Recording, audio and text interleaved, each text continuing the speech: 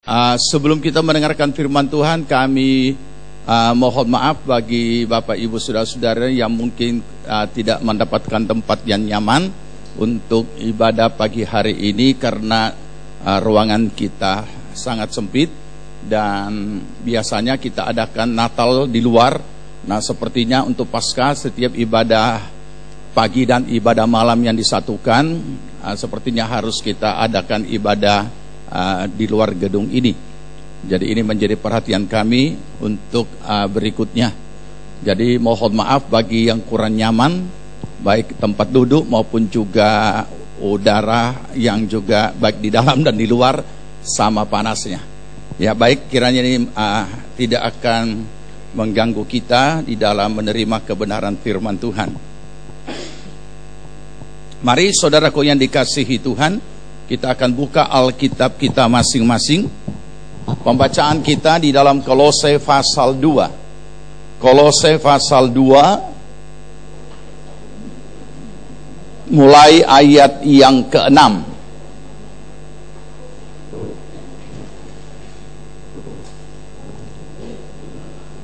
Kolose pasal 2 mulai ayat yang ke-6. Jika saudara sudah temukan, kita akan baca sama-sama dan berikan tanda karena kita akan belajar dari ayat-ayat yang ada di Kolose pasal 2 mulai ayat yang ke-6. Mari kita sambut firman Tuhan dan kita akan baca bersama-sama. Kolose 2 ayat yang ke-6. Kaum laki-laki akan lebih dahulu membacanya. Demikian. Kamu telah menerima Yesus Kristus Tuhan kita. Karena itu hendaklah hidupmu tetap di dalam Dia. Ganti.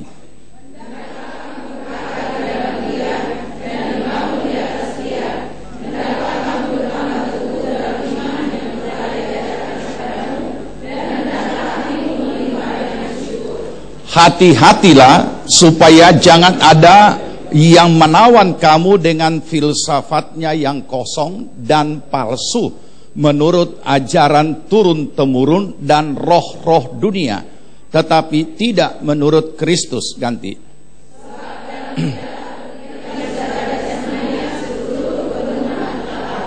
Dan kamu telah dipenuhi di dalam Dia. Dialah kepala semua pemerintah dan penguasa. Ganti.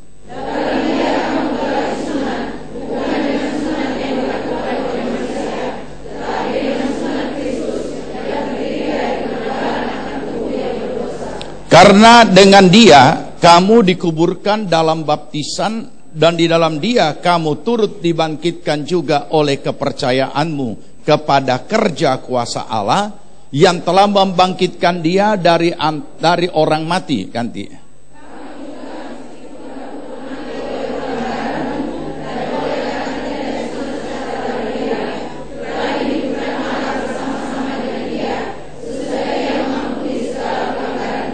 Dengan menghapuskan surat hutan yang oleh ketentuan-ketentuan hukum mendakwah dan mengancam kita, dan itu ditiadakannya dengan memakukannya pada kayu salib.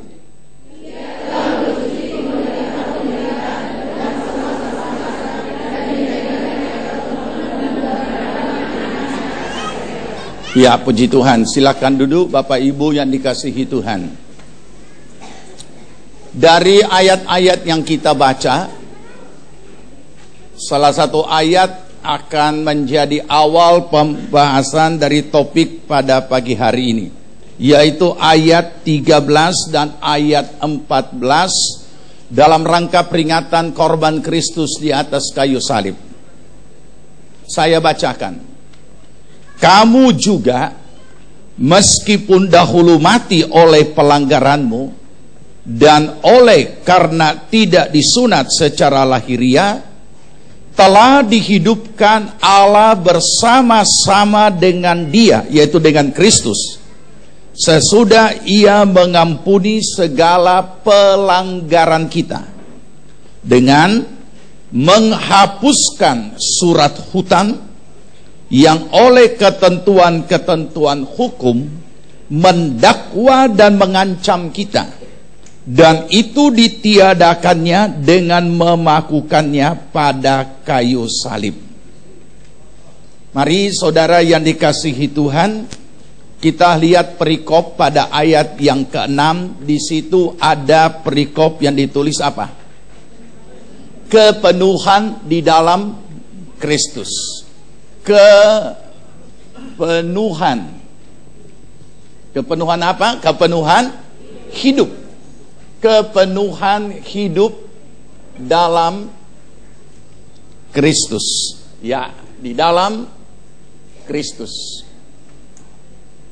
Kita ambil topik yang ada menjadi perikop yang ada pada ayat yang kita baca sebagai topik pada pagi hari ini.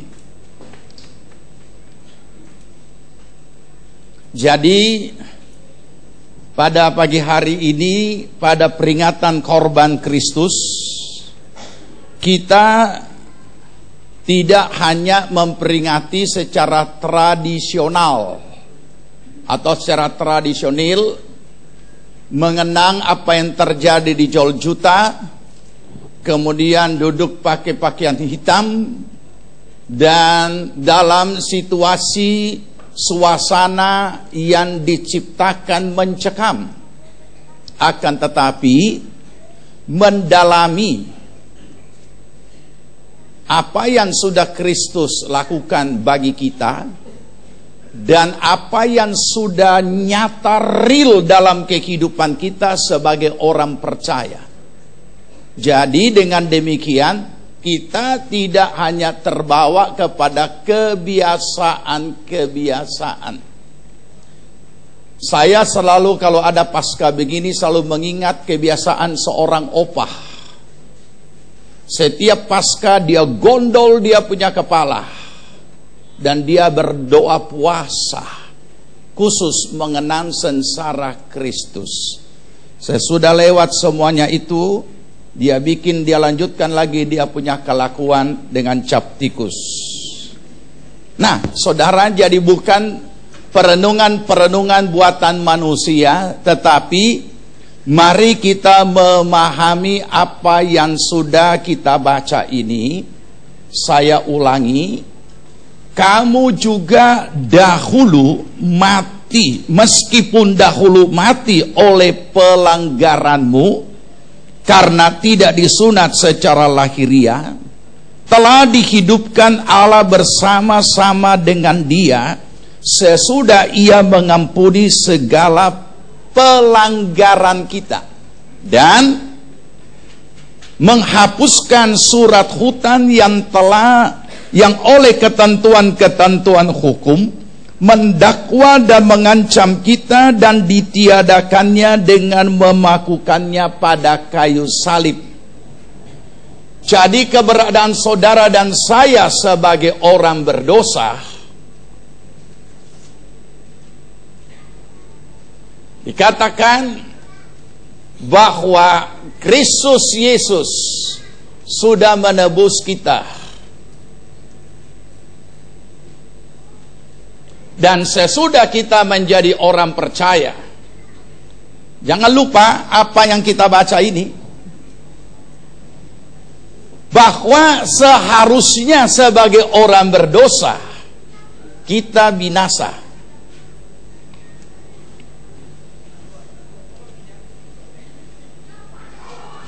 Dan oleh Yesus Kristus segala akibat daripada dosa itu, segala akibat, resiko, konsekuensi, apapun istilahnya yang sejenis, itu sama seperti dengan surat hutan.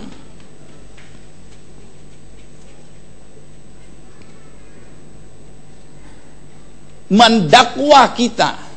Jadi selama surat hutan ini belum dilunaskan, selama hutan ini belum dilunaskan, ia tetap orang berdosa, tetap dalam keadaan terdakwa. Artinya sewaktu-waktu tuntutan dan resiko daripada dosa itu pasti akan terjadi.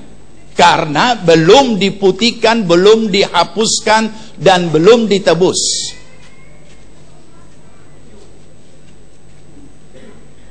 Dan itu sangat sederhana untuk kita mengerti, karena itu juga yang kita pahami dalam kehidupan sehari-hari. Dikatakan oleh ketentuan hukum mendakwa kita dan mengancam kita. Jadi inilah kekuatan resiko dosa ini, dengan kata gantinya resikonya, konsekuensinya, akibatnya, itu bagaikan surat hutang yang pasti akan menimpa dan terjadi atas orang itu. Nah, itulah kehidupan kita. Di dalam kehidupan kita sebagai orang berdosa, dan bukan hanya resiko, konsekuensi, akibat yang akan diterima di dunia, tetapi juga kebinasaan, neraka. Nah, saudara, Alkitab mengatakan dalam apa yang sudah kita baca, bahwa setelah kita mengaku dosa dan meminta darah Yesus menyucikan kita dan membuka hati untuk kita boleh menerima Kristus, maka Tuhan mengadakan pengampunan oleh penebusan darah Yesus Kristus di atas kayu salib. Dikatakan sekaligus surat hutang ini dipakukan pada salib Kristus. Ini satu istilah untuk kita mudah memahami bahwa peristiwa salib Kristus ini, darah yang tercurah ini menebus setiap orang berdosa yang percaya kepada Kristus, dengan memakukan semua surat hutangnya, dengan memakukan semua akibat-akibat daripada dosa itu, dan menghidupkan orang itu di dalam Yesus Kristus. Hidup dalam kebebasan, kemerdekaan terhadap dosa.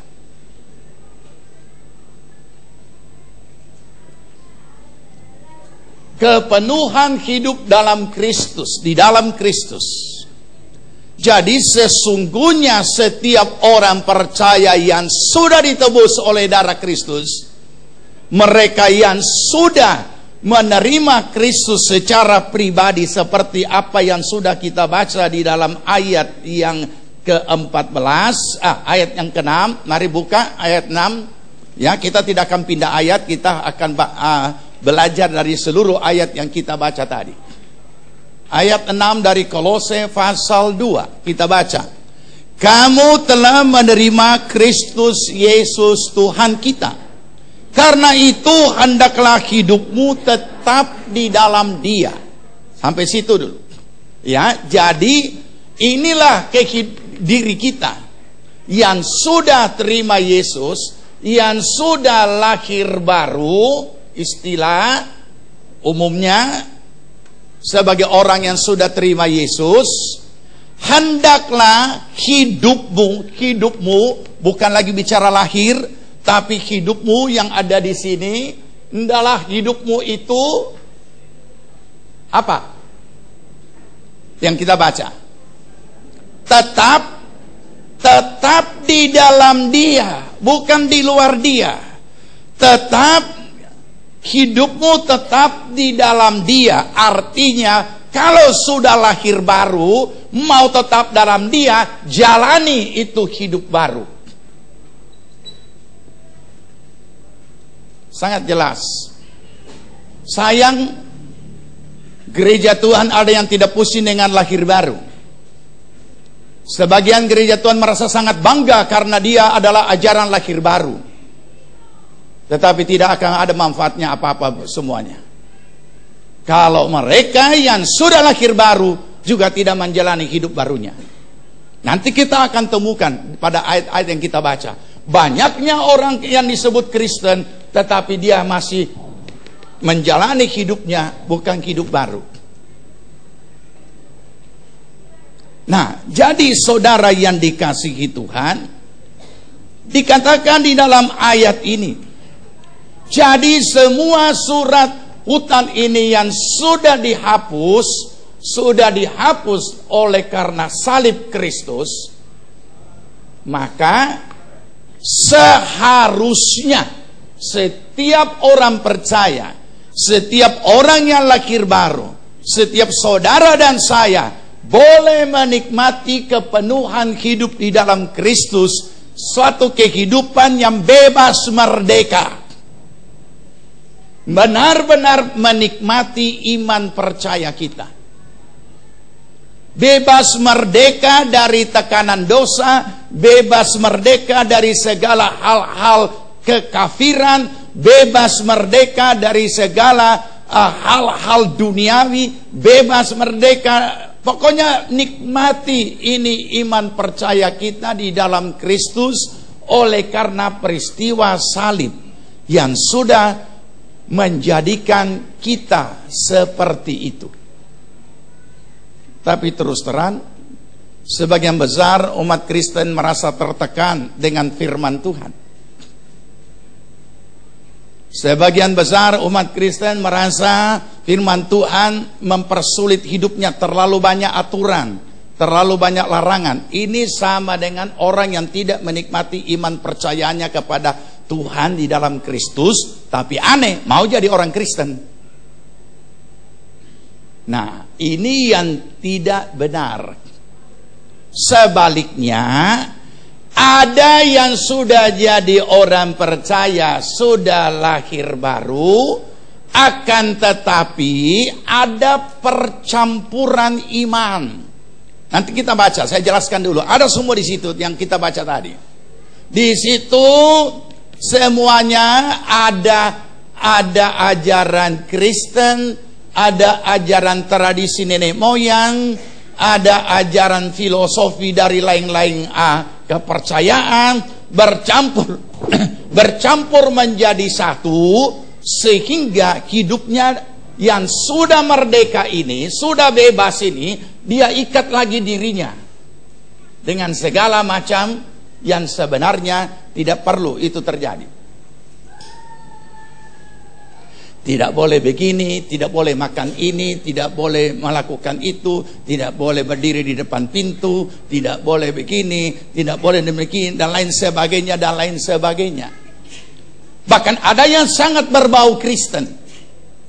Karena bidat itu bukan yang dinamakan ajaran sesat, itu bukan karena ajaran itu dari kepercayaan lain.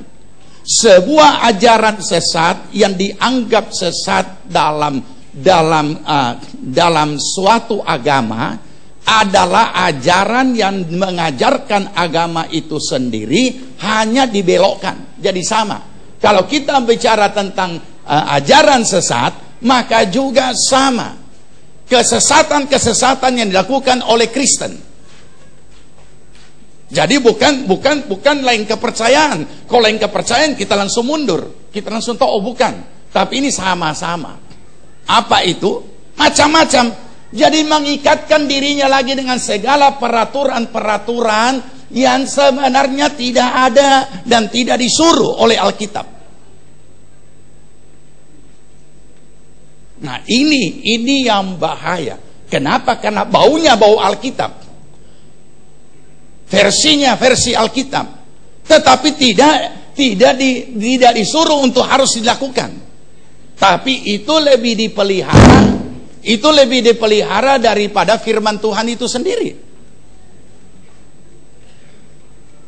Nah, mari kita renungkan, mari kita kembalikan juga pada kehidupan dan diri kita masing-masing. Oke, mari sekarang kita baca Alkitab kita. Jadi kalau ayat yang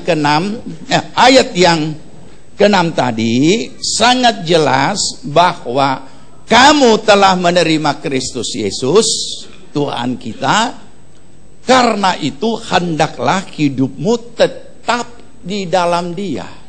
Jadi bukan mengikat diri kita lagi sendiri dengan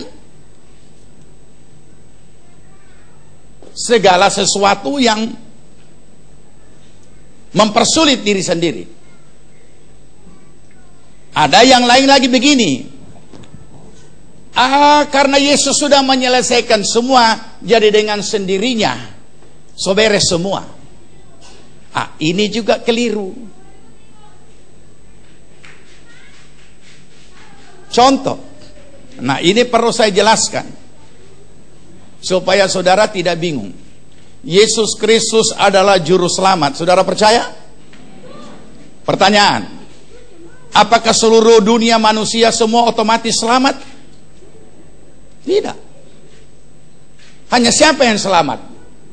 Mereka yang percaya dan menerima Kristus Yesus sebagai Tuhan dan Juru Selamat. Cara pribadi. Yesus adalah pembaptis dengan Roh Kudus.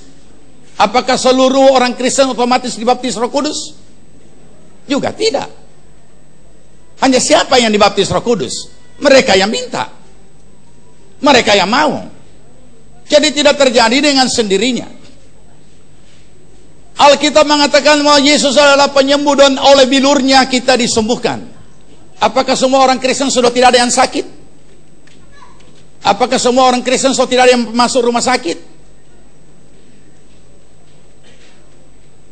Masih. Pendeta pun masuk rumah sakit malah dioperasi. Kenapa bisa pendeta sakit? Apakah kita katakan, oh karena banyak dosa?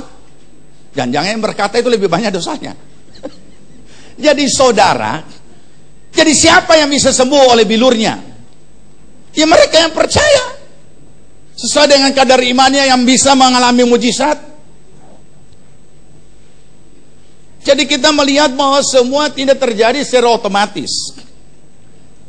Ada lagi firman Tuhan ayat yang berkata di dalam Galatia bahwa Yesus jadi miskin supaya kamu jadi kaya. Pertanyaannya, apakah orang Kristen semua sudah kaya atau masih ada yang miskin? Bagaimana? Semua sok kaya? Belum. Masih banyak yang miskin. Kenapa bisa begini? Banyak faktor. Kita tidak usah menghakimi, banyak faktor. Mungkin memang dia pemalas. Jangankan bilang ayat firman Tuhan. Secara pepatah dunia saja mengatakan bahwa siapa rajin dia berhasil dan dia akan jadi kaya.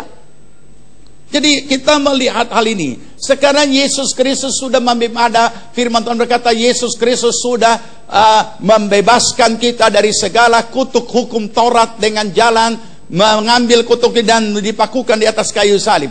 Sekarang apakah berarti otomatis juga orang Kristen hidup di bawah tidak lagi mengalami kutuk? Nah, ini yang menjadi persoalan gereja saat ini, yang keempat ini. Ya, kenapa? Karena sama seperti ini. Yesus Kristus sudah melakukan semua surat hutan itu. Benar, Yesus sudah melakukan. Tapi apakah kita percaya? Apakah semua hak-hak iman kita tahu? Apakah kita tahu bahwa surat hutan itu yang mengancam kita, sedang mendakwa kita terus menerus, mampu kita atasi? Kita tahu bahwa Yesus sudah memakukannya. Dan kalau Yesus sudah memakukannya di atas kayu salib, hak iman apa yang saudara tahu untuk saudara pakai di dalam menghadapi hidup ini? Contoh konkretnya begini. Ini orang Kristen. Dia tahu bahwa surat utangnya sudah lunas, dibayar oleh Tuhan. Tetapi di dalam perjalanan hidupnya, iblis terus mendakwa dia.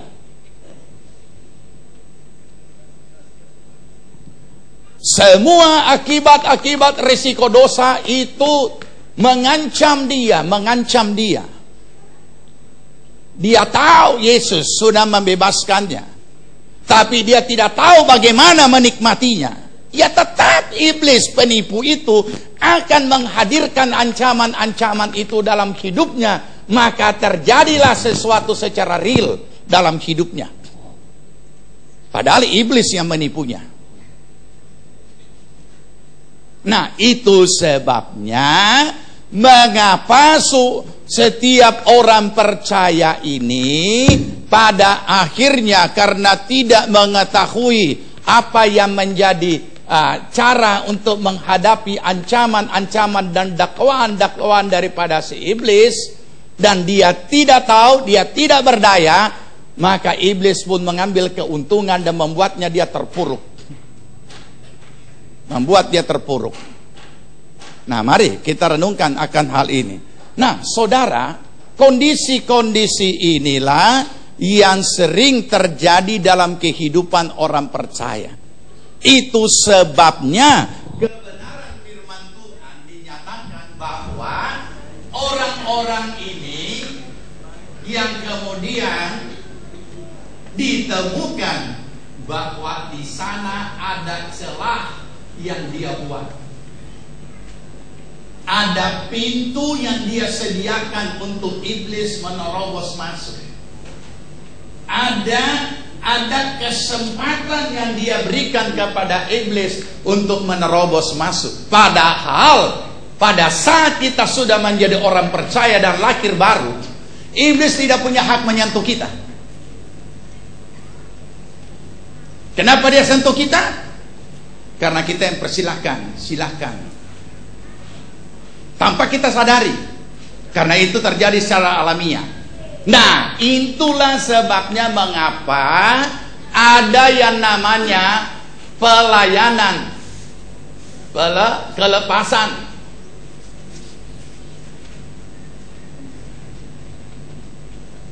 Sebagian orang percaya hamba Tuhan mengatakan ini tidak perlu karena Yesus sudah membebaskan dan melepaskan kita.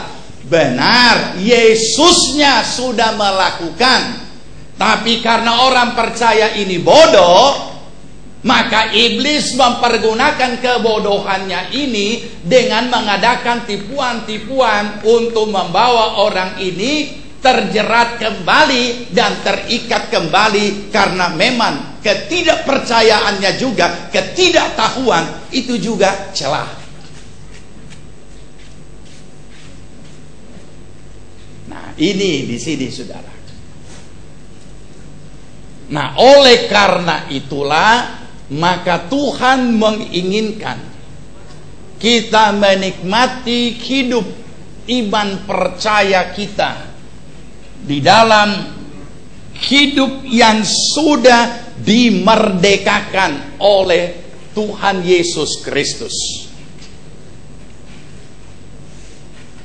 Berikut, kalau kita sudah menikmati kemerdekaan dalam Yesus Kristus, sederhana, lakukan saja firman dalam kehidupan sehari-hari. Tapi banyak orang meranggap dia lakukan firman belum puas. Ini aneh saudara.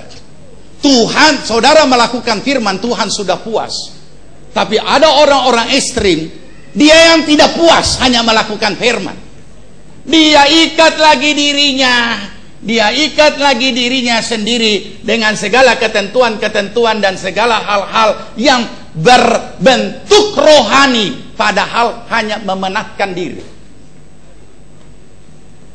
Makanya muncullah orang-orang ekstrim di sini yang kemudian membuat semacam satu bisa saja jadi komunitas. Itu sudah banyak terjadi di dunia, ya, di dunia kekristenan itu sudah banyak terjadi. Kelompok orang, kelompok masyarakat yang tadinya hanya gereja, kemudian anggotanya makin banyak, pengikutnya makin banyak, kemudian ini terbentuk sebagai komunitas sendiri dan koloni sendiri, sehingga ada perumahan khusus untuk hanya anggota itu. Dan kehidupan hari-hari yang ditentukan oleh kelompok itu. Nah, hal ini saudara, Tuhan tidak menyuruh kita ekstrim. Tuhan juga tidak menyuruh kita fanatik buta. Tuhan hanya mengatakan percaya, beriman kepada Kristus. Sehingga muncullah, kalau tidak berdoa tidak suci. Nah, saya katakan ini jangan saudara-saudara mengerti, oh berarti tidak usah berdoa. Bukan. Tapi ini mengkhususkan dirinya apa? Doa. Ada kelompok mengkhususkan dirinya apa? Tidak makan daging. Berarti kaum sayur. Ini bidat-bidat semua, pada akhirnya jadi bidat tanpa dia sadari. Nanti kita temukan di situ. Ada lagi yang mau kelompokkan dirinya apa? Babujang. Ini. Kenapa mau menyiksa diri? Apakah yang mau babujang ini lihat perempuan tidak tergerak sesuatu? Ya pastilah. Namanya juga manusia, bukan patung. Apalagi pergi jalan yang satu tali. Soto bangkat sana bangkat sini masih pakai satu tali. Tidak tahu juga cari model baju. Masuk gereja yang WL bilang, mari kita naikkan pujian syukur kepada Tuhan, kita angkat dua belah tangan kita. Matilah orang yang di kiri dan di kanan. Ya kan? Jadi ada kelompok-kelompok ini. Tuhan so puas, dia belum puas. Saudara tahu, aduh saya lupa, kok tiba-tiba lupa namanya. Tapi saya tahu kaum ateis mengatakan agama itu candu. Ini hati-hati. Memang kita harus tidak boleh terima perkataan itu. Tetapi banyak orang tanpa menyadarinya sudah melakukan itu dalam dirinya. Dia tidak urus yang lain, cuma urus sorga, padahal ada di dunia. Tidak urus anak, tidak urus istri, tidak urus suami, tidak urus rumah, tidak urus sekolah, tidak urus pekerjaan, tidak urus semua. Hanya surga. Tapi belum masuk di sorga, masih di dunia. Sekarang saya tanya, kenapa Tuhan belum bawa kita ke sorga? Tiba-tiba ingat Filipi, Paulus saja bingung mau ke sorga atau di dunia ya. Ini dia. Tiba-tiba dapat ingat, Tuhan kasih ingat ini. Filipi pasal 1.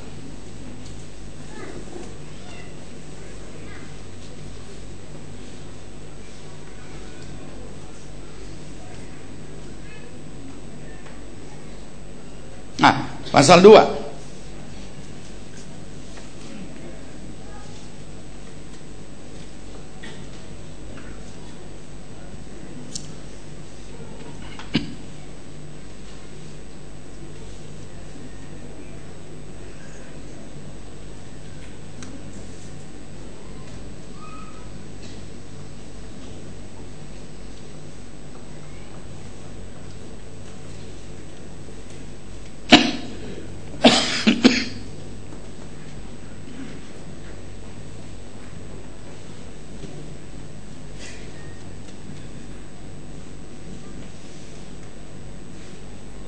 Ya, bentar ya.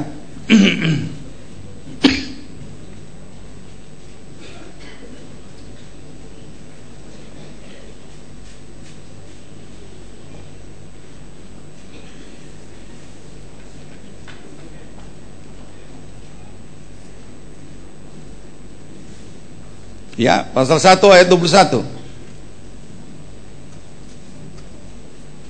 Nah, supaya kita bisa memahami. Ayat 21, kaum laki-laki. Karena bagiku hidup adalah Kristus dan mati adalah keuntungan. Ini jangan lupa, ini adalah statement. Ini adalah pernyataan. Ayat 22. Tetapi jika aku harus hidup di dunia ini, itu berarti bagiku bekerja memberi buah. Jadi mana yang harus kupilih? Aku tidak tahu. Bayangkan rasul saja dia tidak tahu. Bingung dia. Ayat 22, 23. Tapi kemudian dia mengerti. Aku didesak dari dua pihak. Aku ingin pergi dan diam bersama-sama dengan Kristus. Memang itu jauh lebih baik. Pergi ke sorga jauh lebih baik kan? Kendati juga ada orang yang tidak suka mau pergi ke sorga, makanya selalu mau panjang umur. So 100 tahun masih mau panjang umur lagi. Setiap bulan tahun lagi panjang umurnya. Makanya tambah panjang umurnya bikin susah yang hidup. Ya, dia cuma pura-pura saja melayani. 24. Tetapi apa? Lebih perlu untuk tinggal di dunia ini karena kamu. Jadi saudara tahu kenapa Tuhan belum panggil kita pulang ke sorga? Supaya berguna di dunia ini sesuai kodrat. Ini bicara hal umum. Nah, 25. Dan dalam keyakinan ini tahulah aku akan tinggal dan akan bersama-sama lagi dengan kamu sekalian, supaya kamu makin maju dan bersukacita dalam iman. Jadi berguna. Hidup di dunia belum mati, supaya berguna di dunia ini. Jangan pindahkan sorga ke dunia ini, saudara. Jadi kita harus jadi saya harus meluruskan ya, karena ada paham yang sedang kerajaan Allah, berdirikan kerajaan Allah di dunia. Benar. Artinya apa? Setiap orang Kristen menjalani firman, maka terbentuklah kerajaan Allah. Sederhana. Itu kebenaran ayat itu.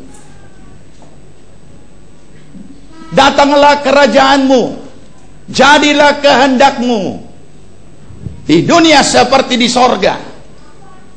Ya, berarti kehendak Tuhan itu harus dinyatakan di dunia ini, yang semua orang percaya umatnya menjadi pelaku-pelaku firman di dunia ini, maka tegaklah kerajaan Allah itu. Karena ini bicara kerajaan Allah masa kini, bukan bicara kerajaan Allah sesudah 1000 tahun damai. Bumi baru, langit baru, itu lain lagi. Tetapi orang-orang Kristen yang ekstrim, yang tidak pernah merasa puas, sehingga orang ateis mengatakan orang Kristen menjadikan agama itu jadi candu, adalah seolah-olah memindahkan sorga ke dunia. Kita tidak akan pernah berhasil memindahkan sorga ke dunia. Memindahkan kerajaan Allah ke dunia itu bisa.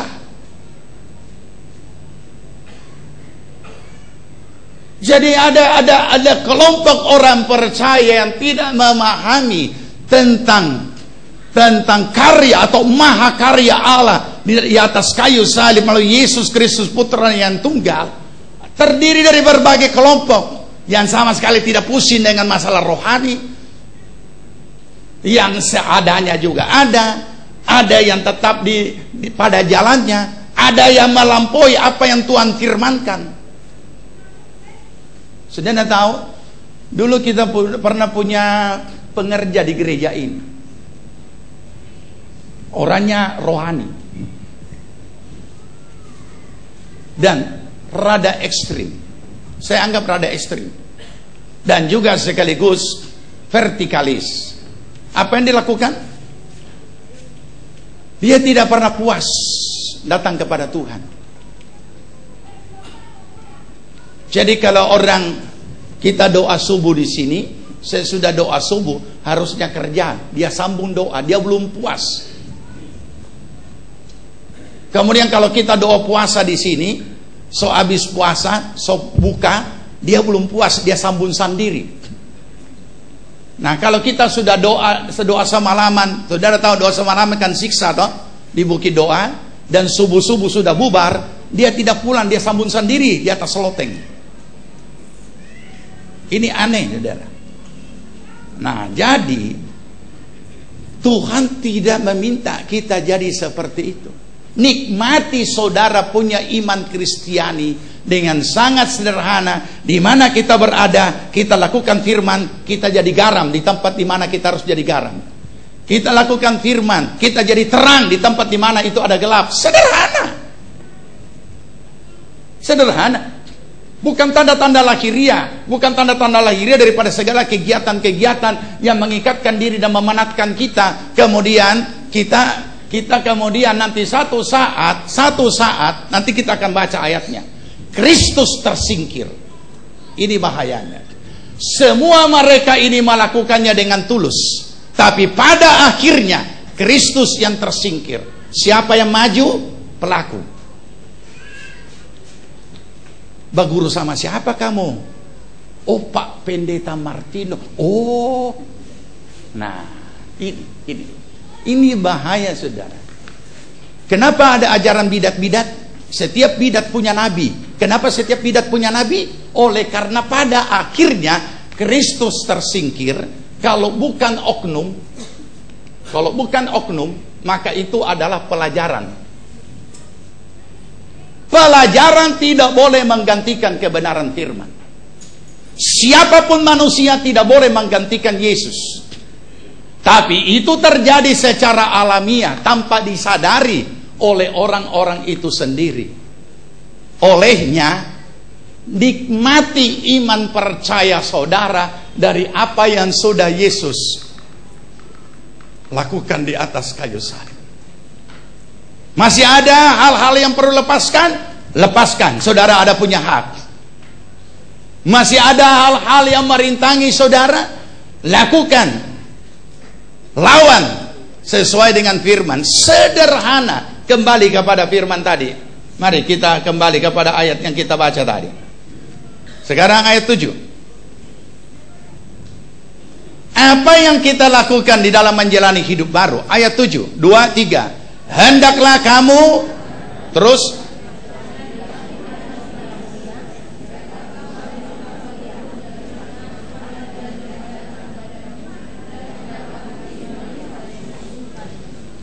Ya, hati-hati dengan yang saya jelaskan ya.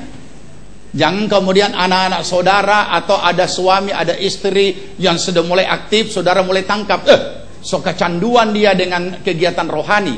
Bukan itu maksud saya. Tetapi jangan kita pada akhirnya melakukan dan menyatakan memang benar orang ateis bilang agama itu candu. Agama bukan candu. Ya, tetapi kita harus memahami benar apa yang kita lakukan dengan setia. Kekristenan bukan candu.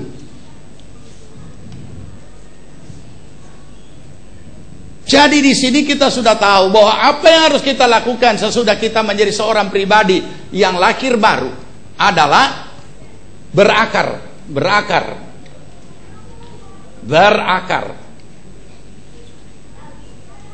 Firman Tuhan berkata di dalam perjanjian lama bahwa orang yang berakar seperti pohon yang tumbuh dekat tepi air, yang merambatkan akarnya sampai ke batang air, kemudian ia tetap subur dan dia kemudian berbuah pada musimnya, tidak berhenti dan daunnya tetap tinggal hijau. Ada kekuatan, ada kesehatan, ada kesegaran. Yang ini semua harus dinikmati dalam kehidupan kita sebagai orang percaya. Kemudian dikatakan dibangun. Jadi ada bicara tumbuhan, ada bicara bangunan. Dibangun di atas dia. Dibangun. Jadi pada saat kita menjalani hidup baru, kita memang ini dua harus. Kalau sudah berakar, maka sudah mendalam, dia harus dibangun. Banyak orang cuma mendalam tapi tidak dibangun. Makanya cuma punya pemikiran, tahu firman, mendalam, oh dalam dia punya firman, pengetahuan firman, tapi prakteknya nol, tidak ada guna. Itu akan jadi orang Farisi. Tidak ada gunanya dalam menjalani hidup baru. Dan orang Farisi bisa menjadi pencipta-pencipta bidat. Karena tidak melakukan firman dalam hidupnya, tapi dia tahu persis apa itu firman. Jadi dikatakan lebih lanjut, bertambah teguh. Jadi kapan kita tahu ini teguh? Ketika ada serangan-serangan yang datang dalam hidupnya. Saya tidak bicara serangan-serangan dalam bentuk peristiwa besar, tidak. Dalam kehidupan sehari-hari sebenarnya ada banyak tantangan-tantangan iman. Apa itu tantangan iman? Di mana masalah yang kita hadapi, kita harus hadapi dengan iman. Apakah itu nampak? Karena peristiwa hari-hari yang kita hadapi dengan iman, itu adalah latihan bagi kita untuk dapat menjadi lebih teguh ketika ada peristiwa besar datang menyerang. Tapi kalau di dalam kehidupan kita saja sehari-hari kita tidak bisa menampakkan bahwa kita berdiri teguh dengan iman, tidak ada guna.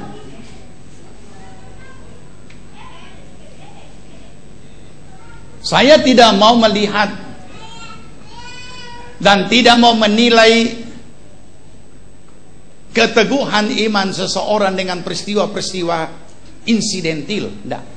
Tapi kehidupan hari-hari. Karena insidentil itu hanya sebentar. Ada orang berkata ada serangan topan datang. Topan datang itu dia jalan dan kemudian dia lewat dan berhentilah topan itu hanya hitungan menit dan lain sebagainya. Tapi hidup hari-hari kita, selama masih hidup kita 24 jam. Ini. Jadi keteguhan iman itu dalam hidup sehari-hari, bukan dalam malapetaka. Sebab kalau sudah terlatih dalam kehidupan sehari-hari, masih ingat firman Tuhan yang berapa minggu lalu? Yang luar biasa datang, dia bilang biasa saja. Ini. Karena sudah terlatih hari-hari. Lanjut. 8. Sama-sama. Hati-hatilah supaya jangan ada yang menawan kamu dengan filsafatnya yang kosong dan palsu, menurut ajaran turun-temurun dan roh-roh dunia, tapi tidak menurut Kristus. Nah, ini sudah. Apa yang menyertai orang percaya atau anak-anak Tuhan, umat Tuhan? Dia memang orang Kristen, tapi filsafat kosongnya masih ikut. Dan ajaran-ajaran turun-temurun, cerita-cerita nenek moyang masih dia pegang. Dan juga roh-roh dunia, bukan menurut Kristus. Saudara, kita perlu memahami ini. Sebab pada umumnya, persis yang saya sudah katakan, orang-orang percaya itu cuma namanya Kristen. Karena ditambah dengan masuk gereja dan kemudian melayani Tuhan di gereja. Padahal masih banyak hal-hal lain, kepercayaan-kepercayaan lain yang dia pegang. Masih banyak roh-roh dunia yang dia pegang dan lain sebagainya. Nah, dikatakan sini, hati-hatilah supaya jangan ada yang menawan kamu. Dan saudara tahu, kalau Kolose ini Paulus menyurat ke jemaat di Kolose, itu karena ada laporan yang disampaikan kepada Paulus yang saat itu dalam tahanan di Roma, adanya ajaran-ajaran Kristen yang non Alkitabiah masuk di dalam jemaat Kolose. Jadi perhatikan, bukan ajaran dari lain. Apa itu? Percampuran antara filsafat-filsafat duniawi sekuler dan juga hal-hal yang palsu. Palsu, jangan saudara, palsu itu beda dengan bagaimana saudara tahu apa itu palsu? Kalau ini gelas, ini apa? Ini penghapus. Beda kan? Bendanya beda. Itu supaya saudara paham palsu ya. Dan juga bisa paham itu bidat. Ini gelas, ini penghapus. Langsung kita tahu. Ini bukan gelas. Ini adalah penghapus. Ini bukan penghapus, ini adalah gelas. Bagaimana kalau begini? Dua gelas yang sama warna, sama bentuk, dan sama. Dua ini, anggaplah ini sebelah. Yang mana saudara katakan asli, yang mana saudara katakan palsu? Bisa tahu langsung? Tidak bisa tahu langsung. Kenapa? Sebab sama-sama gelas, warnanya sama.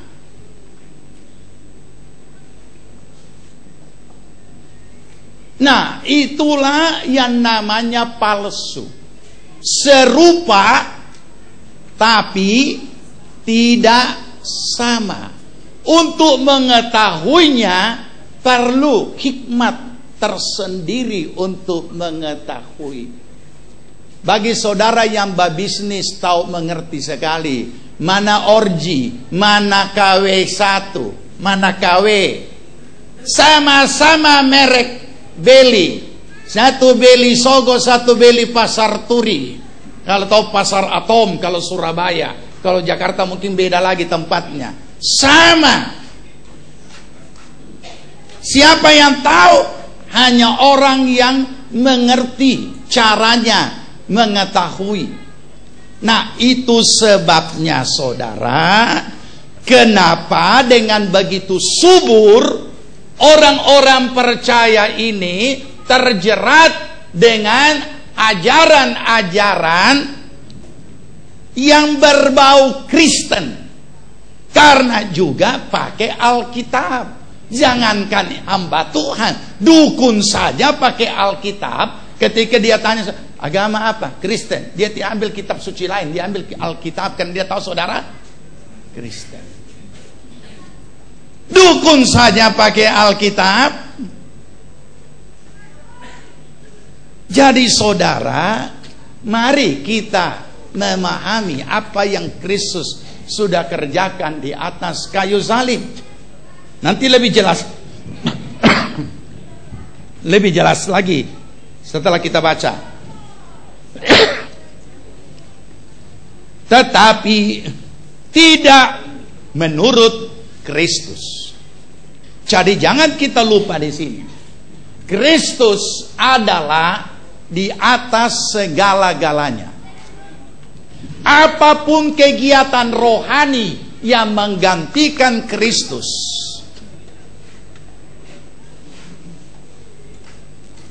itu tidak benar. Sederhana. Metode tidak boleh melebihi Kristus. Acara tidak boleh melebihi Kristus. Ajaran tidak boleh melebihi Kristus. Kristus adalah kepala. Nanti kita baca, ada ayatnya di situ.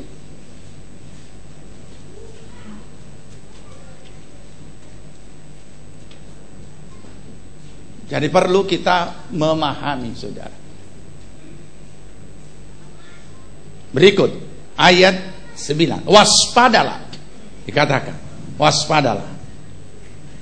Ayat 9, 2, 3. Sebab dalam dialah berdiam secara jasmania seluruh kepenuhan kealahan.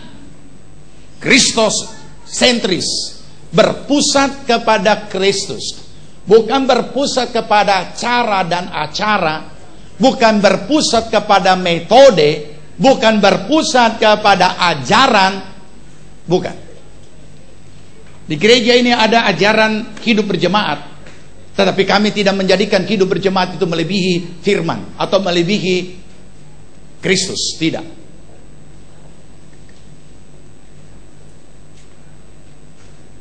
Jadi mari saudara, kenapa? Karena Kristus menginginkan jemaatnya hidup berjemaat, maka ada ajaran hidup berjemaat. Tapi tidak boleh hidup berjemaat melampaui Kristus. Tidak boleh ajaran apapun melampaui Kristus. Tidak boleh ada metode apapun melampaui Kristus. Oh, kalau tidak puasa dosa loh. Tidak ada. Tidak ada ayat mengatakan kalau tidak puasa dosa. Tapi jangan saudara berkata, oh karena ada Om Martin mengatakan tidak puasa itu tidak dosa. Buat apa berpuasa? Nah, bukan maksud saya begitu. Tapi jangan kita menciptakan, jangan kita taruh beban-beban di atas orang yang sudah merdeka. Dan beban-beban ini tidak ditulis dalam Alkitab, tapi kita ciptakan untuk dipikul oleh orang percaya, kemudian dia menyiksa dirinya. Nanti kita baca di sini. Kenapa, saudara? Karena di zaman gereja yang sudah mengalami kejatuhan pada waktu itu, orang-orang yang berbuat dosa itu harus melakukan satu penyiksaan diri. Dan penyiksaan diri ini, dia akan ditentukan sekian lama dia harus siksa dirinya, dan kemudian untuk membuat dia tobat dari dosa. Makanya kepadanya disuruh, ada macam-macam. Ada yang kepadanya dikasih beban berat untuk dia pikul terus menerus sesuai ketentuan gereja, berapa lama dia harus pikul itu. Padahal orang ini dengan mengaku dosa dan mohon pengampunan, terima Yesus, ini sudah lenyap. Jadi gereja menjadikannya dalam bentuk fisik, dipikul.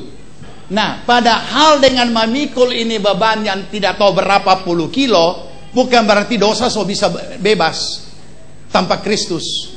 Ini gereja pernah melakukan seperti ini. Nah, oleh karena itulah mari kita menjalani hidup iman percayaan kita dengan menikmatinya, bukan sebagai tekanan, tapi menikmati. Yesus sudah hampir datang, benar. Bersiap-siap, benar. Berjaga-jaga, benar. Tapi Tuhan tidak menyuruh kita menyiksa diri. Ya, malahan kita harus siap menjadi manusia akhir zaman untuk memanen jiwa-jiwa.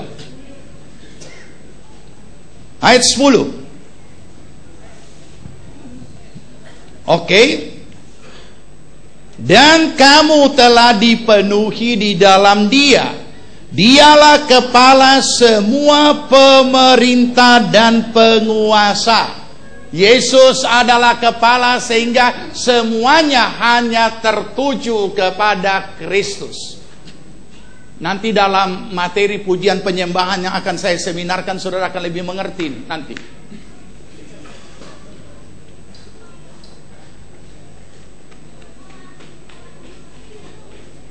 Jadi saudara yang dikasihi Tuhan, kondisi inilah yang harus ada di dalam diri kita. Kalau tidak akan terjadi seperti ini.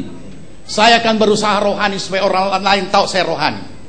Saya akan berusaha berdoa supaya orang lain tahu saya pendoa. Tidak. Kristus tidak mengajarkan kita seperti itu. Saya akan rajin puasa supaya orang tahu, oh Pak Martino, puasanya kencang itu. Tidak, saya tidak butuh dikenal dengan puasa kencang. Atau Pak Martino, golojo itu. Saya juga tidak pusing dengan golojo ataupun tidak golojo. Bukan itu. Semua kita ini adalah kepada Kristus. Kita beri persembahan. Ada tercatat di sana Pak Martino 500 juta. Tidak, saya tidak pusingkan itu. Saya hanya mau kepada Kristus. Karena ini sangat bersifat pribadi. Tidak ada hubungannya dengan kepujian, tidak ada hubungannya. Nah, jadi kita tidak akan membuat celah. Sebab kalau kita melakukan itu tanpa kita sadari, kita buat celah. Ketika kemuliaan Allah, Kristus sebagai kepala ini, sedikit saja kita ambil kemuliaannya, itu celahnya lebih lebar daripada sekedar berbuat dosa biasa. Merampas kemuliaan Tuhan tanpa kita sadari, itu celah yang sangat besar. Karena Tuhan sendiri punya, kita sudah ambil, bukan cuma manusia punya. Jadi kita harus hati-hati saudara di dalam hal ini pada akhir zaman ini. Jadi Kristus adalah kepala dan tidak ada yang lain lebih di atas daripada Dia. Jangan menciptakan hal-hal rohani dalam diri kita hanya untuk kepujian. Stop. Karena saudara akan menyesal karena tidak kuat ketika menghadapi labrakan daripada si iblis. Ya, mari kita selesaikan, hampir selesai. 12 kita baca sama-sama. 11 2 3. Dalam Dia kamu telah disunat, bukan dengan sunat yang dilakukan oleh manusia, tapi dengan sunat Kristus yang terdiri dari penanggalan akan tubuh yang berdosa. Sederhana. Apa itu sunat Kristus? Sama dengan sunat lahiriah, daging kulup dibuang, kata Alkitab. Maka juga kehidupan daging, yaitu dosa, juga sudah dibuang. Jadi tidak hidup lagi di dalam dosa, tapi hidup di dalam kebenaran. Dan itu hanya bisa terjadi kalau kita jalani hidup baru kita. Dengar, masih ingat dua jalan? Kalau kita tidak melakukan kebenaran hidup di dunia ini, kalau kita tidak melakukan kebenaran firman Tuhan, maka dengan sendirinya yang kita lakukan adalah dosa. Hanya itu saja. Tidak ada pilihan. Ini kondisi real. Saudara bisa uji diri saudara. Ketika tidak mau melakukan firman, melanggar firman, maka dengan sendirinya yang kita lakukan adalah dosa. Ketika kita melakukan firman, dengan sendirinya dosa kita tidak lakukan. Sederhana. Ya, jadi itu sebabnya dikatakan, mari kita lakukan itu dalam hidup sehari-hari. 12. Karena dengan Dia kamu dikuburkan dalam baptisan, dan di dalam Dia kamu turut dibangkitkan juga oleh kepercayaanmu kepada kerja kuasa Allah yang telah membangkitkan Dia dari antara orang mati.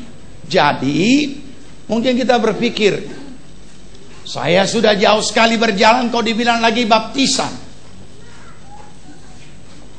Nah, disinilah kita perlu mengintrospeksi diri. Kamu dengan Dia, kamu dikuburkan dalam baptisan.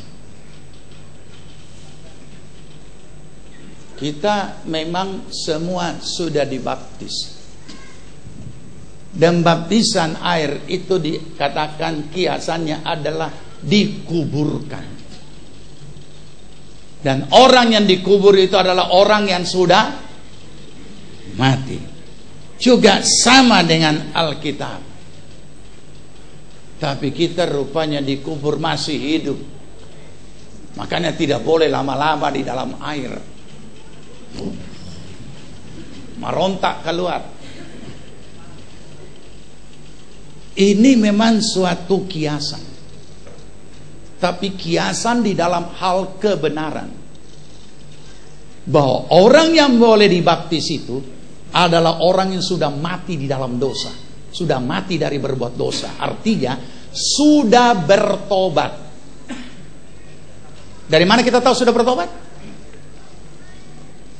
Apakah bertobat itu hanya kita tahu dalam kehidupan sehari-hari? Apakah bertobat itu hanya bisa dibuktikan dengan sekalimat doa? Tidak. Terima Yesus bisa. Terima Yesus memang bisa dilakukan dengan mendoakan orang itu, dengan mengikuti doa kita karena dia belum tahu. Tetapi pertobatan itu bukan sehari saja untuk bisa dibuktikan apa dia sudah bertobat apa tidak. Bertobat minta ampun. Bertobat minta ampun untuk tidak melakukannya lagi bisa diucapkan dengan kata-kata. Pada saat itu dan darah Yesus menyucikannya dari segala dosa. Oke? Tapi orang itu belum mati. Apakah benar sudah bertobat? Atau pertobatannya hanya ucapan doa? Nah, itu sebabnya mengapa saya tidak pernah membaptiskan orang begitu terima Yesus langsung saya baptis. Saya tidak mau lakukan itu.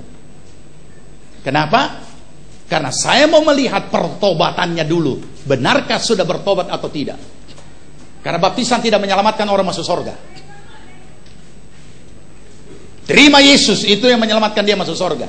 Kelanjutannya baru dibaptis sesudah ia bertobat.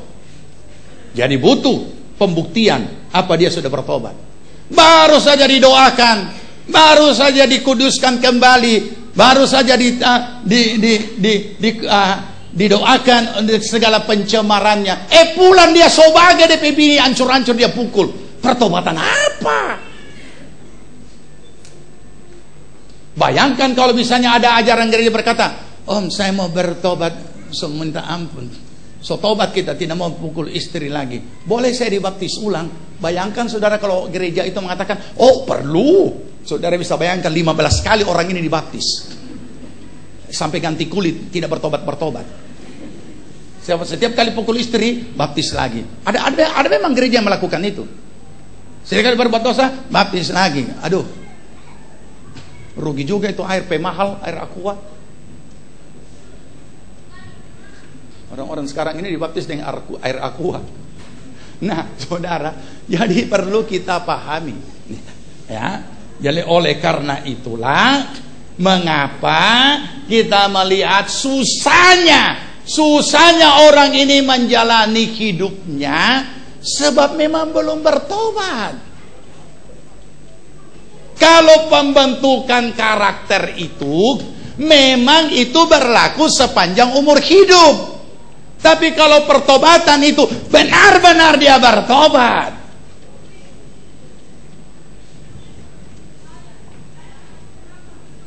mau lepas semua. Tapi begitu habis dibaptis, dia tidak tahan. Begitu dilayani, jadi sudah berjalan di hidup, belum. Aduh, minta maaf om, kita tidak tahan, tidak kuat kita. Jadi terpaksa kita pergi di lamari ambil satu sloki. Rupanya itu botol waktu bertobat juga belum dibuang. Itu yang diisap juga belum dibuang. Jadi begitu dia menagih ini yang panas-panas di bibir ini, dan kemudian yang panas-panas juga di badan, dan DP botol setiap kali buka lamari, welcome. Panggil dia, darah Yesus. Berapa lama darah Yesus terakhir dia punya doa, kehendak mulai yang jadi Bapa di sorga. Nggak bisa saudara, nggak bisa. Saya sudah katakan, baptisan bukan menyelamatkan masuk sorga. Ya. Jadi itu sebabnya pertobatan perlu. Karena ini disinggung lagi, ini orang, kamu sudah dikuburkan dalam baptisan. Menyaut dia, belum. Nah, dan di dalam dia kamu turut dibangkitkan juga. Sebenarnya harusnya sudah, tapi kenyataannya belum. Kenapa bisa belum? Ya terlalu buru-buru. Orangnya belum mati kok, masih hidup. Kecuali di penjahat di kayu salib. Ya, oke, kita lanjut, selesaikan. Kamu juga meskipun dahulu oleh pelanggaranmu dan karena tidak disunat secara lahiriah, telah dihidupkan Allah bersama-sama dengan Dia sesudah Ia mengampuni segala pelanggaran kita. 14, dengan menghapuskan surat hutang yang oleh ketentuan-ketentuan hukum mendakwah dan mengancam kita, dan itu ditiadakannya dengan memakukannya pada kayu salib. Apa yang dipakukan? Iya, sama-sama. Ia telah melucuti pemerintah-pemerintah dan penguasa-penguasa dan menjadikan mereka tontonan umum dalam kemenangannya atas mereka melalui kayu salib, Golgota dan kebangkitannya. Mari kita renungkan. Sekarang jadi tontonan siapa? Gereja Tuhan, umat Tuhan jadi tontonan umum, atau iblis yang jadi tontonan umum karena sudah dikalahkan? Yang masih terjadi, umat Tuhan jadi tontonan umum. Saudara tahu apa tontonan umum? Tontonan umum itu ada kerajaan-kerajaan tertentu, atau ada peraturan-peraturan tertentu dari negara-negara tertentu, atau kerajaan-kerajaan tertentu tempo dulu. Kalau orang itu penjahat, maka dikasih keliling kota, jadi tontonan umum, ditulis pencuri, nah dikasih keliling kota, atau dikasih telanjang, baru berjalan di sini. Nah, keliling kota itu tontonan umum, dipermalukan. Jadi di atas kayu salib, kemenangan Kristus mengalahkan maut dan kebangkitannya. Nah, dikatakan Ia sudah mengalahkan penguasa-penguasa, pemerintah-pemerintah, yaitu iblis, penguasa-penguasa kerajaan gelap, dan dijadikan tontonan. Iblis itu jadi tontonan yang dipermalukan oleh Kristus. Tapi kenapa bisa terbalik? Yang menjadi tontonan yang memalukan adalah umat Tuhan. Siapa yang melakukan? Iblis.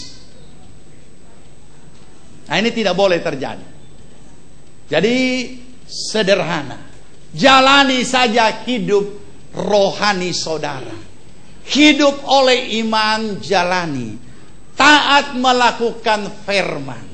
Beritakan kebajikan Tuhan dan berita keselamatan dalam Kristus. Pelihara hidup benar di hadapan Tuhan, karena Tuhan sudah mau datang. Nantikan kedatangannya supaya kita tidak ketinggalan. Sederhana dan nikmati hidup yang diberkati Tuhan, hidup yang penuh dengan damai sejahtera.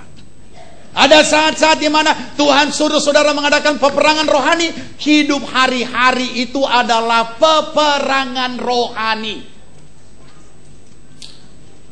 Saya ulangi, hidup hari-hari di dalam iman itu adalah peperangan rohani yang saudara hadapi dalam kehidupan saudara sendiri untuk menjaga diri saudara tidak tercemar. Nah, ini yang perlu kita pahami, ya. Kiranya Tuhan Yesus memberkati kita semua. Kita siapkan diri kita masuk dalam perjamuan kudus, dan kita akan sama-sama bersekutu di dalam perjamuan kudus. Sama-sama bangkit berdiri, dan pelayan perjamuan boleh maju ke depan.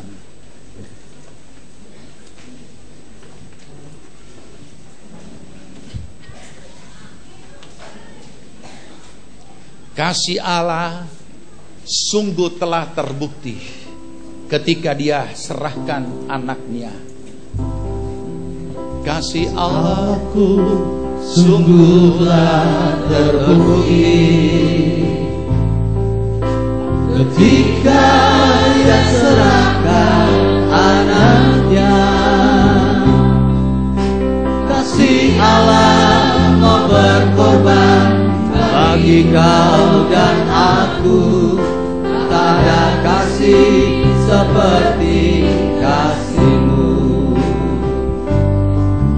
Kasih Allahku sungguhlah terbukti. Amin. Terima kasih Tuhan. Ketika Dia serahkan anaknya. Kasih Allah mau berkorban bagi kau dan aku. Tak ada kasih seperti kasih-Mu. Bersyukurlah.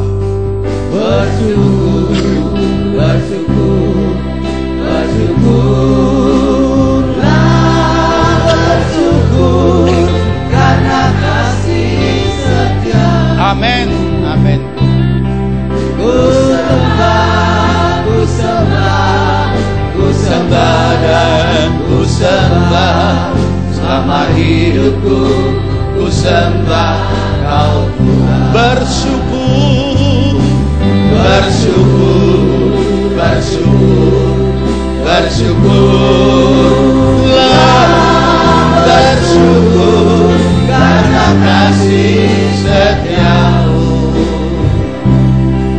Ku sembah, ku sembah, ku sembah dan ku sembah. Selama hidupku ku sembah Kau Tuhan. Selama hidupku, selama hidupku ku sembah Kau Tuhan. Selama hidupku ku sembah Kau Tuhan. Kami datang menaikkan syukur kehadirat-Mu Tuhan. Kami boleh menikmati keselamatan hidup yang kekal dalam Yesus Kristus Tuhan, dengan darah yang tercurah di atas kayu salib. Terima kasih Tuhan Yesus untuk pengorbanan-Mu di atas kayu salib. Terima kasih untuk darah-Mu yang tercurah bagi kami, menebus kami dari segala dosa. Roh Kudus, terima kasih Engkaulah penolong yang selalu menopang dan menolong kami untuk boleh melakukan segala kebenaran firman Tuhan dalam pergumulan-pergumulan iman kami. Kiranya Tuhan Kau tilik segala keberadaan kami.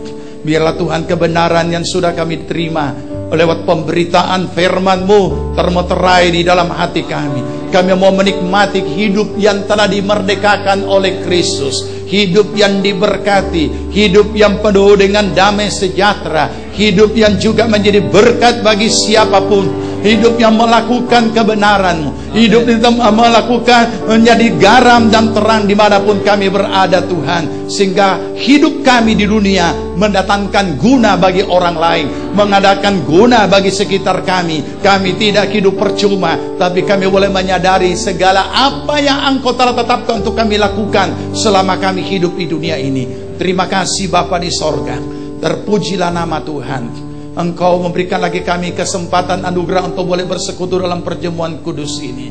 Kiranya Tuhan Engkau tilik segala keberadaan kami, segala yang tidak berkenan yang kami lakukan oleh perkataan, pikiran dan perbuatan kami. Kami mohon Tuhan ampuni dan kuduskan kami. Darah Yesus menyucikan kami. Semua kami yang melayani, seluruh jemaat-Mu, tutup cacat celah kami dengan kuasa darah Tuhan Yesus Kristus. Terima kasih Tuhan, berkati roti dan anggur ini agar ini tidak hanya sekedar upacara, tapi kami boleh bersekutu di dalam tubuh dan darah Kristus dan menyatu dengan Engkau. Dan kami boleh menikmati Tuhan akan segala kemuliaan dan kepenuhan daripada Kristus. Terpuji nama Tuhan. Terima kasih Bapa. Dalam nama Tuhan Yesus kami berdoa mengucap syukur. Amin. Jemaat Tuhan silakan duduk.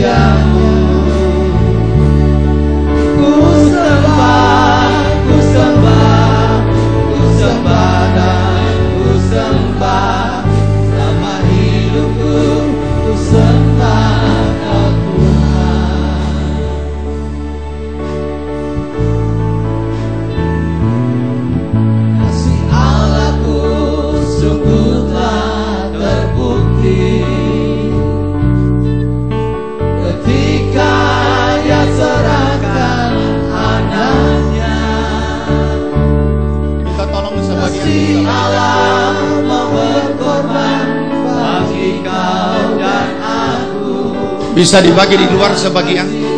Seperti kasih-Mu, aku sungguh telah terbukti ketika Dia serahkan anaknya. Kasih Allah mau berkorban bagi kau dan aku. Tak ada kasih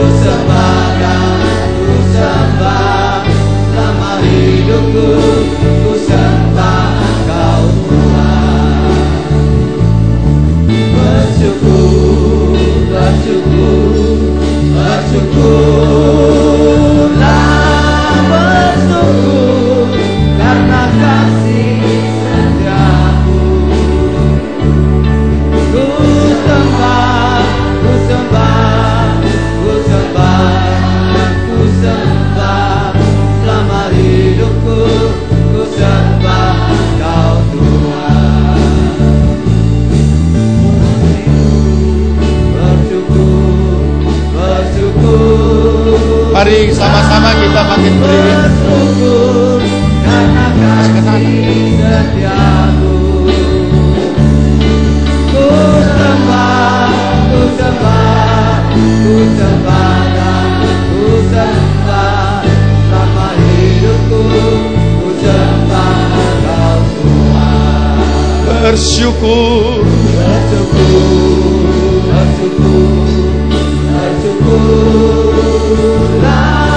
bersyukur karena kasih setiamu. ku sembah, ku sembah, ku sembah dan ku sembah selama hidupku. Ku sembah Engkau Tuhan. Selama hidupku ku sembah Engkau Tuhan. Selama hidupku ku sembah Engkau Tuhan. Mari kita siapkan hati kita menerima persekutuan dalam perjamuan yang kudus. Firman Tuhan akan menuntun kita dalam mempersiapkan diri. Demikianlah firman Tuhan. Jadi barang siapa dengan cara yang tidak layak makan roti atau minum dari cawan Tuhan, ia berdosa terhadap tubuh dan darah Tuhan. Karena itu hendaklah tiap-tiap orang menguji dirinya sendiri, dan baru sesudah itu ia makan roti dan minum dari cawan itu. Karena barang siapa makan dan minum tanpa mengakui tubuh Tuhan, ia mendatangkan hukuman atas dirinya. Sebab itu banyak di antara kamu yang lemah dan sakit, dan tidak sedikit yang meninggal. Kalau kita menguji diri kita sendiri, hukuman tidak menimpa kita. Makasih Tuhan. Haleluya. Jika saudara telah siap, angkat roti di hadapan hadirat Tuhan dan dengarkan firman Allah. Sebab apa yang telah kuteruskan kepadamu telah aku terima dari Tuhan, yaitu bahwa Tuhan Yesus pada malam waktu ia diserahkan mengambil roti, dan sesudah itu ia mengucap syukur atasnya. Ia memecah-mecahkannya dan berkata, inilah tubuhku yang diserahkan bagi kamu. Perbuatlah ini menjadi peringatan akan daku. Jemaat yang dikasihi Tuhan, bukankah roti yang kita pecah-pecahkan ini adalah persekutuan di dalam tubuh Kristus? Amin. Dan minum dan makan yang percaya dengan bersyukur dalam nama Tuhan Yesus. Angkat cawan di hadapan hadirat Tuhan dan dengarkan firman Tuhan. Demikian juga yang mengambil cawan sesudah makan lalu berkata, cawan ini adalah perjanjian baru yang dimeteraikan oleh darahku. Perbuatlah ini setiap kali kamu meminumnya menjadi peringatan akan daku. Sebab setiap kali kamu makan roti ini dan minum dari cawan ini, kamu memberitakan kematian Tuhan Yesus sampai ia datang kembali. Jemaat yang dikasihi Tuhan, bukankah cawan pengucapan syukur yang atasnya kita ucapkan syukur adalah persekutuan di dalam darah Kristus? Amin. Kita minum dengan percaya dan bersyukur dalam nama Tuhan Yesus.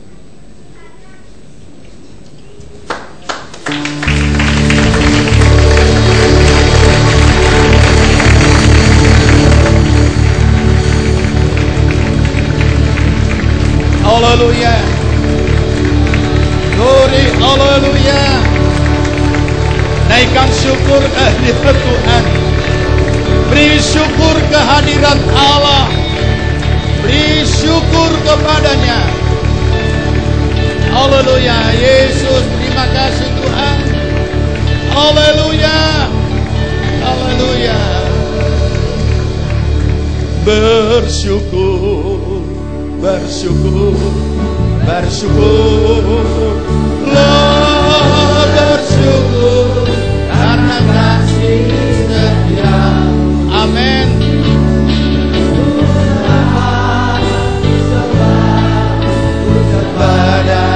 Ku sembah selama hidupku, ku sembah Kau Tuhan. Selama hidupku, selama hidupku, ku sembah Kau Tuhan. Selama hidupku, ku sembah Kau Tuhan.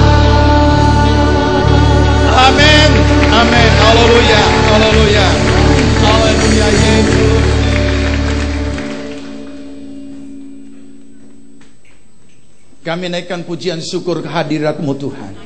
Kami mengucap syukur karena Engkau sudah membebaskan kami.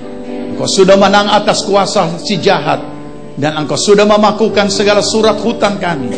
Tidak satu pun yang mendakwa kami. Di dalam nama Tuhan Yesus Kristus, kami boleh nikmati hidup dalam anugerah Allah. Di dalam nama Tuhan Yesus Kristus, kami boleh menikmati hidup yang berkemenangan, hidup yang diberkati Tuhan, hidup yang juga menjadi berkat bagi semua orang dimanapun kami berada.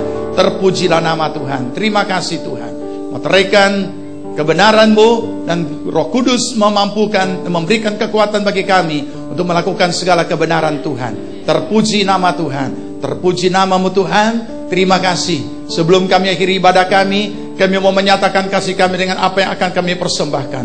Sucikan hati pikiran kami Tuhan, agar apa yang kami persembahkan kami lakukan dari hati yang mengasihi Tuhan, sehingga kami diberkati Tuhan. Di dalam nama Tuhan Yesus Kristus. Amin. Puji Tuhan. Silakan duduk saudaraku.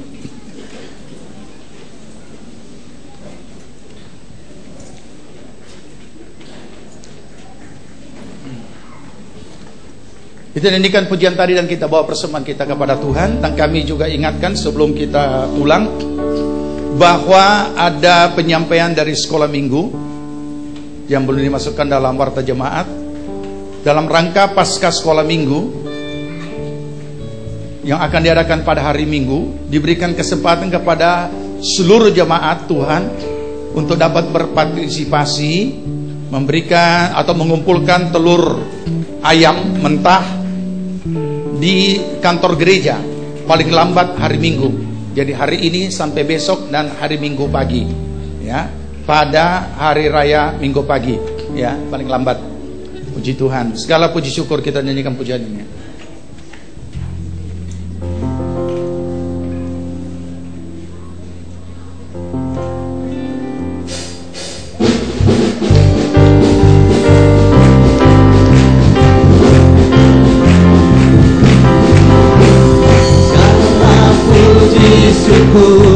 Hanya bagimu Tuhan, sebab Kau yang layak dipuja.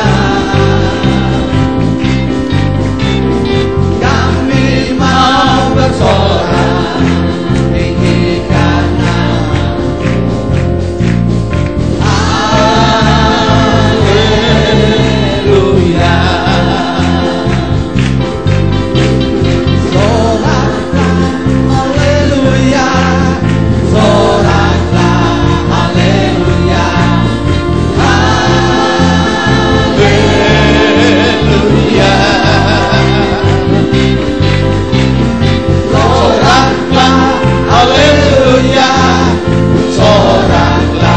Haleluya.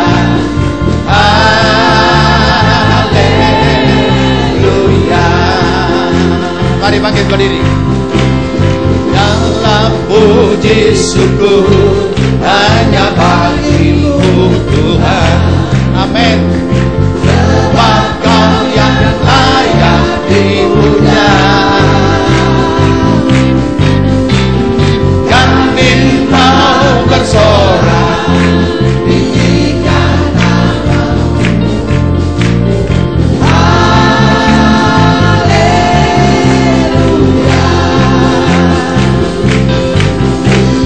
Soraklah, haleluya. Soraklah, haleluya. Haleluya. Soraklah, haleluya. Soraklah, haleluya. Haleluya. Haleluya.